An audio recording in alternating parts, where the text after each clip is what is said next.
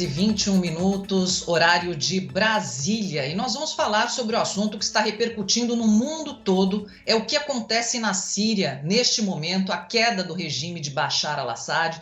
Por isso nós conversamos para participar ao vivo aqui do Jornal Gente, o professor de Relações Internacionais da ESPM, Leonardo Trevisan. Professor, seja muito bem-vindo ao Jornal Gente. E eu já começo com a seguinte pergunta para o senhor. Quando Bashar al-Assad esteve no Canal Livre, esteve em São Paulo, esteve mostrando que ele gostaria de ocidentalizar mais a Síria, abrir mais o país, nada disso aconteceu. Isso foi uma mudança radical ou aquele discurso na época era apenas uma estratégia? Bom dia para o senhor. Bom dia a todos que nos escutam, Pedro, Cláudio, Thaís, bom dia a todos. Olha, eu acho que nós temos que fazer essa divisão que você propôs de uma forma bem clara, né? Uma coisa é o jovem Bashar al-Assad, oftalmologista, né? Aluno de pós-graduação na UCL de Londres, né? Isso é um Bashar al-Assad, né? Que é o que veio aqui, que é o que conversou conosco, que é aquele que sempre experimenta os sonhos, né? E a vida é sempre ilusão, como dizia o Tom Jobim, né? Exatamente, ele está lá, né? Muito bom. Outra coisa muito diferente são os grupos internos da Síria, o contexto geopolítico da Síria, o exercício do poder. É isso que fascina. Quem é que consegue exercitar o poder sem perder a origem? Ele não conseguiu. Esse é o ponto. Se a gente olhar bem para o que foi o governo de Bashar al-Assad, especialmente depois do início da Guerra Civil, é impossível negar que se tratava de uma ditadura, com consequências as mais danosas. Nós estamos falando de mais de 500 mil mortos. 500 mil. Nós estamos falando do uso de armas químicas. Diferentes grupos independentes confirmaram isso. Não foi um ou dois, não foi um grupo da ONU só, não, foram vários. E o uso de armas químicas contra o seu próprio povo. Então, quando nós olhamos para esse quadro, sem dúvida nenhuma, o drama da Síria é um drama humano, é um drama com todas as características das crises humanitárias e é também um drama essencialmente político. Ele ficou sem espaço político, ele, Bashar e seu grupo, sem espaço político. Sabe qual é a melhor prova disso? É o fato de que um regime que tinha mais de 50 anos, o pai dele já tinha sido presidente, mais de 50 anos, caiu em menos de 15 dias. A primeira é 27 de novembro, hoje nós estamos no dia 9, olha a velocidade. É evidente que não havia mais condições políticas, é evidente que o estrago econômico e os patrocinadores de Bashar al-Assad estavam em crise, sem dúvida nenhuma. Professor, muito bom dia, bem-vindo aqui ao nosso programa. Antes eu quero dar uma tietada aqui no professor, porque ontem, no meio daquela barafunda, aquela confusão, ninguém sabia ao certo o que estava acontecendo lá na Síria, e o professor entrou dando entrevista aqui no canal Band News TV, a Patrícia Rocha, que se mostrou também uma competentíssima entrevistadora, muito, muito boa entrevista mesmo, e o professor lançou luz sobre essa questão na Síria, falou, assim, impressionante a profundidade do conhecimento do professor Trevisan sobre todos os aspectos de política externa e também sobre, particularmente, esse conflito que se verificou, essa transformação que se verifica lá na Síria. Eu queria saber, professor, exatamente sobre o papel desses dois suportes, né? Além da Rússia, também o Irã suportavam essa ditadura, né? Financiando e também colocando lá meios militares à disposição do ditador, enquanto ele perseguia, ele prendia, matava e promoveu a expulsão de cerca de 5 milhões de sunitas do país, uma coisa absolutamente impressionante, né? Ele perseguiu de tal maneira esse grupo, que foi o grupo que lidera essa transformação, essa rebeldia, né? Esse levante lá que se verificou na Síria. Eu queria exatamente conversar com o senhor sobre isso, assim, que é um desfecho que interessa a muita gente, a muitos países, né? Só não interessava nem a Rússia nem ao Irã, que estavam que passam por momentos de fragilidade. A Rússia lá na frente da guerra na Ucrânia e o Irã se revelando uma surpreendente fragilidade diante dos ataques israelenses. E com isso acabou, enfim, abrindo espaço de alguma maneira no meio dessa confusão para que esse grupo, que parecia ser uma coisa meio amadorística, talvez, não se sabe, mas o grupo avançou com uma rapidez estonteante, derrubou o governo, uma ditadura, né, ditadura ferocíssima. E eu queria saber exatamente isso. Como foi possível isso, professor? Como foi possível essa turma avançar, controlar Alepo, que é a maior cidade da Síria, e depois avançar para a capital e o ditador bater em retirada, sair correndo, fugindo para a Rússia? Eu queria que o senhor explicasse melhor essa questão toda. Olha, Cláudio, eu acho que você toca em alguns pontos centrais. Primeiro, obrigado pelas gentis palavras, mas eu acho que você toca nos pontos centrais, né? Primeiro de tudo, a perseguição aos sunitas. Primeiro de tudo, como é que tudo isso aconteceu? Como é a fragilidade dos patrocinadores? Sabe, Cláudio, a sensação que eu tenho e que eu estou olhando é que a Síria talvez seja hoje, não é só o primeiro, mas ela está sendo também o primeiro, o grande laboratório das mudanças. As mudanças estão acontecendo e estão acontecendo na Síria com essa velocidade que você descreveu. Em 15 dias caiu. De que laboratório nós estamos falando? Primeiro de tudo, 20 de janeiro, Cláudio. Tem Trump nessa história. Não adianta a gente tapar o sol com a peneira. Ele fala que ele não quer saber da Síria, é isso para o público interno dele lá, que é isolacionista.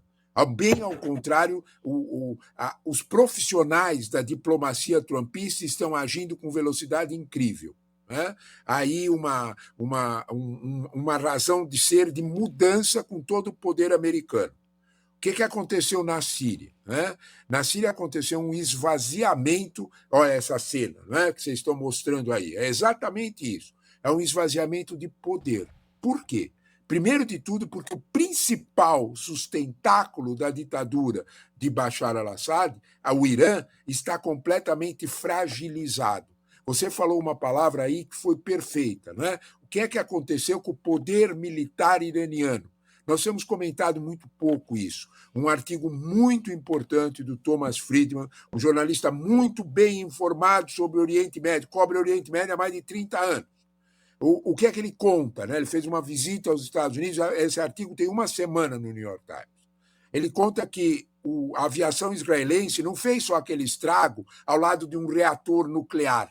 A aviação israelense destruiu todas as bases de S-300, que são os lançadores de mísseis que a Rússia tinha entregue ao Irã para ele se proteger. Em outras palavras, o Irã está hoje um país absolutamente fragilizado em termos de defesa aérea. Se Israel quiser, faz uma festa. É disso que nós estamos falando. O Irã, de alguma forma, apostou e errou. Ele enfraqueceu o poder de Bashar al-Assad. Quando a gente olha para a Síria, a gente tem que ver que a Síria é um caldeirão étnico. Você tem toda a razão. São 70% de sunitas, 10% de alauítas, 10% de cristão e 10% de curdo. É um caldeirão, do qual os alauítas, do qual ele é representante, o Bashar al-Assad é alauíta, estava usando todo o poder de Estado para essa violência. Sabe qual é a pergunta mais importante? Por que o exército sírio não reagiu? O que acontece? Por que ele não fez nada? O exército sírio tem uma enorme experiência de combate. Como é que não fez nada? Não fez nada porque sabia perfeitamente que as forças de oposição e as forças de apoio estavam absolutamente desconectadas. O apoio que ele tinha não tinha mais. A Rússia não tem só a Ucrânia para cuidar. A Rússia tem a pressão brutal de Trump para resolver a Ucrânia rápido. Esse é o ponto. Se nós não olharmos para isso aí, nós não entendemos por que a Rússia tirou o pé. E o Irã está nesta situação que nós estamos descrevendo, em que a aviação israelense já fez o serviço antes. Bashar al-Assad, para usar uma expressão clássica, perdeu todos os seus pilares. Ele estava literalmente segurando na brocha, para usar uma expressão bem nossa, bem Brasil. E é nesse quadro que a gente tem que entender o esvaziamento. Isto não quer dizer, Cláudio, que a Rússia especificamente perdeu poder na Síria. Cuidado. A Rússia mantém, concreto, 21 bases territoriais de infantaria, mantém uma base aérea poderosíssima e tem um porto, o porto de Tartus, que é dele. Então a Rússia saiu do cenário? Não. A Rússia deixou o ditador, a Rússia tirou o protetor dela e levou para Moscou. Pode ser que em um momento devolva. Esse quadro é real. Então, por isso que eu estou dizendo que nós vamos olhar para a Síria, temos que olhar para a Síria como um grande laboratório das mudanças de 20 de janeiro. Porque atrás de tudo isso estão os acordos de Abraão, desde o primeiro governo Trump. O Acordo de Abraão quer dizer o seguinte: países árabes moderados, Arábia Saudita, Kuwait e Catar, fazem acordo separado com Israel. Se entendem com Israel. O próprio governo Biden apoiou essa saída. É nesse quadro que a gente tem que entender o laboratório. O Oriente Médio vai mudar e vai mudar muito. Professor Leonardo Trevisan, professor de Relações Internacionais da ESPM, abrindo aqui os horizontes para a gente entender esse assunto que é complexo, né, professor?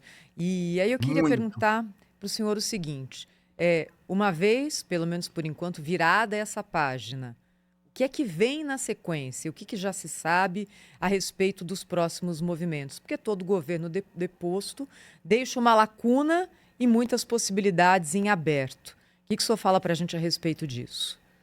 Olha, primeira coisa, Thaís, né? Cautela com essa moderação do grupo do Levante, do grupo da Frente de Libertação do Levante, da Tahrir al-Shalom. Cautela. Né? Não é o primeiro que promete moderação. Vocês lembram do Talibã, quando os americanos saíram? Né? Prometeram moderação. Né? As mulheres saíram para a rua, acharam que ia ter. Olha o que aconteceu depois. Ele fechou as escolas, todas as escolas, para as meninas. Quando nós olhamos para isso, uma coisa é aquele discurso inicial, é a pergunta inicial, né? Como era Bashar al-Assad quando ele veio ao Canal Livre e como é que ele ficou depois que exerceu o poder. Então, de alguma forma, quando nós olhamos para esse grupo, para o Al-Golani, o Al-Golani abandonou a Al-Qaeda. Quanto que ele abandonou a Al-Qaeda?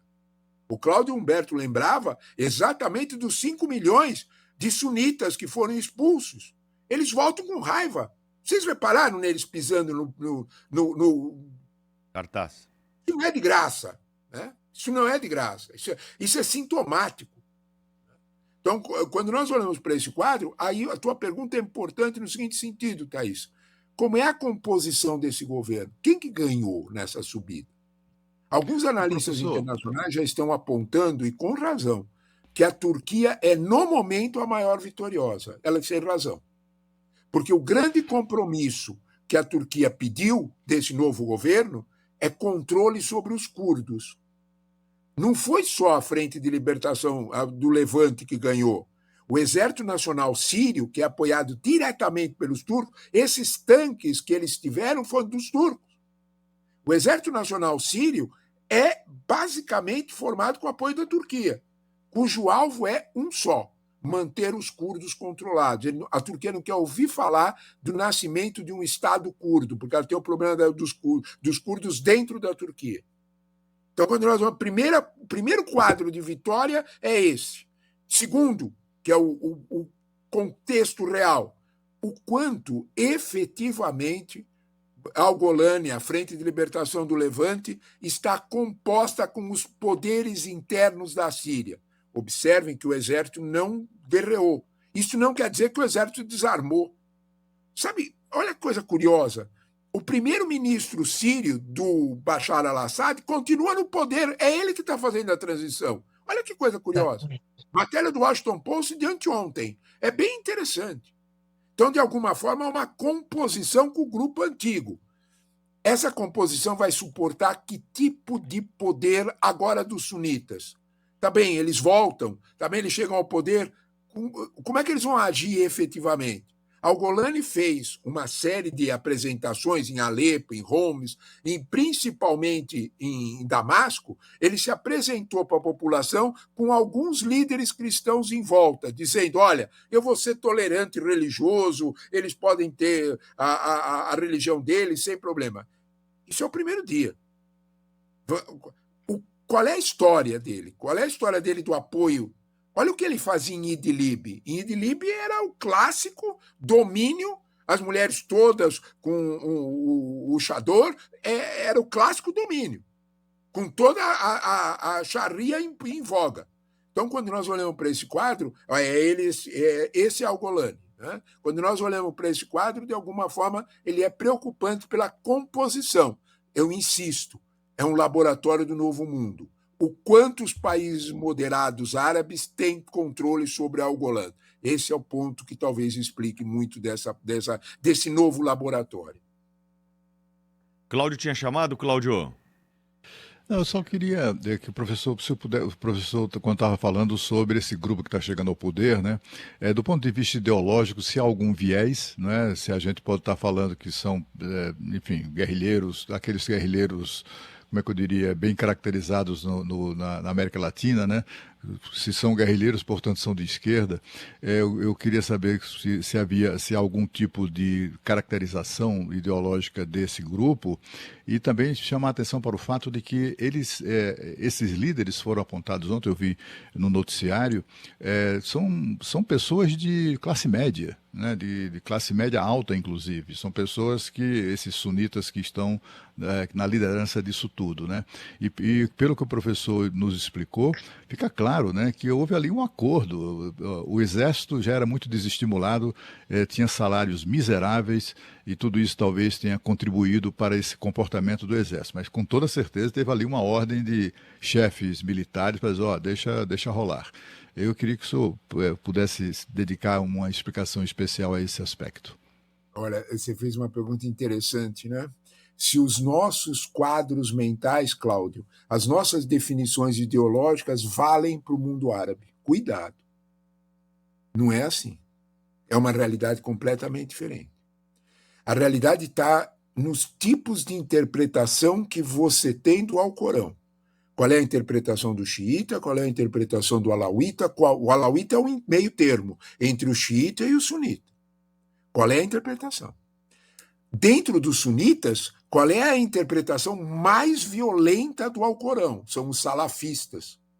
Alguns grupos, porque quando a gente olha para o Exército de Libertação do Levante, a gente não percebe que há composições lá dentro.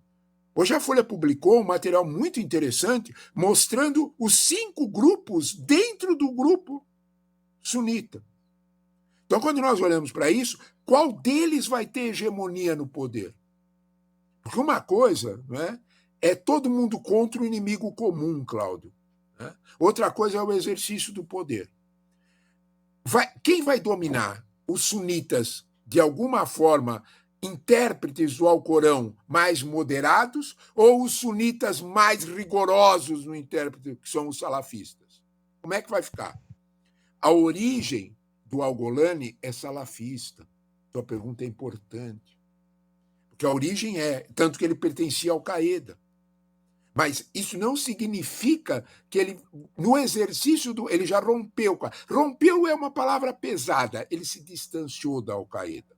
Porque é exatamente o que você disse. Ele quis manter uma união. O governo dele em Idlib, na parte noroeste da Síria, onde ele governava 4 milhões de pessoas, era um governo clássico de uma visão mais conservadora dentro do pan-arabismo. Porém, nós temos que olhar aquilo que eu comentei dos acordos de Abraão. Quem é que financiou esse avanço? Quem é que pagou todo esse processo? Como é que esse processo aconteceu? Aí você vai encontrar o dedo dos países árabes moderados.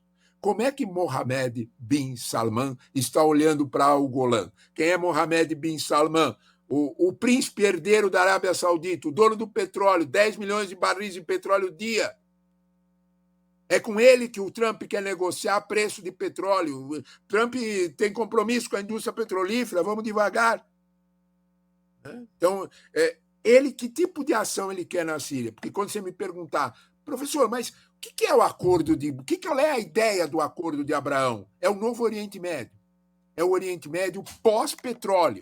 É o Oriente Médio que vai estar mudando a cara dos países árabes com as startups israelenses.